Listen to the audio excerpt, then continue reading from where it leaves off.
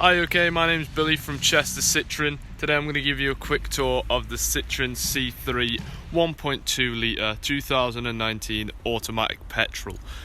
Coming around to the side, we've got the 17-inch diamond cut alloy wheels there, very nice. Moving around, as you can see there, the roof bars. We've got the black tinted windows for privacy at the back there.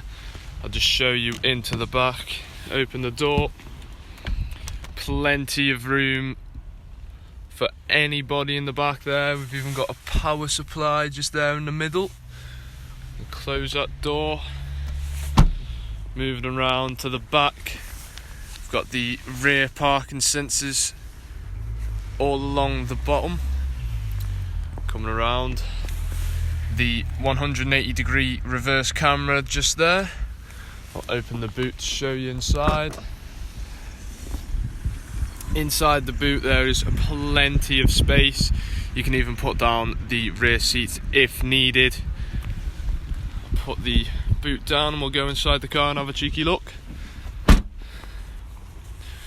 So stepping into the car, the door's very large so it's easy to get in.